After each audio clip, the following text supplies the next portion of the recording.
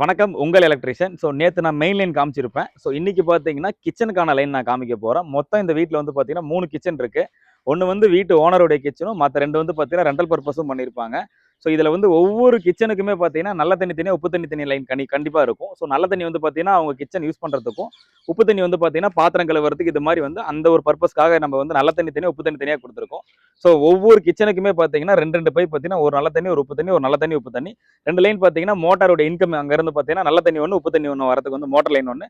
So இது வந்து பார்த்தீங்கன்னா கீழே நம்ம கிரவுண்ட் ஃப்ளோருக்கான நல்ல தண்ணி, உப்பு தண்ணி லைன். ஸோ இது எப்படி நம்ம அழகா மடிச்சு பெர்ஃபெக்டா இந்த இடத்துல போட்டிருக்குன்றத பாருங்க. நிறைய பேர் வந்து எல் வச்சு, ஷூ வச்சு எல்லாம் மடிச்சு போட்டிருப்போம். ஸோ எல் வச்சு இப்படி மடக்கி போட்டீங்கன்னா ப்ரெஷருமே உங்களுக்கு டிராப் ஆகும். ஸோ அபார்ட்மெண்ட் கிளாம்ப் அடிச்சு நீங்க அடிக்கும் போது இது மாதிரி லைனை உள்ள கொண்டு போகும்போது ப்ரெஷர் உங்களுக்கு டிராப்பே ஆகாது. ஸோ இது இந்த நம்ம வேலை எப்படி இருக்கு அப்படின்றதையும் மறக்காம கமெண்ட்ல சொல்லுங்க. ஸோ நம்ம வேலை பிடிச்சிருந்தா நம்மள மறக்காம ஃபாலோ பண்ணிக்கோங்க. தேங்க்யூ.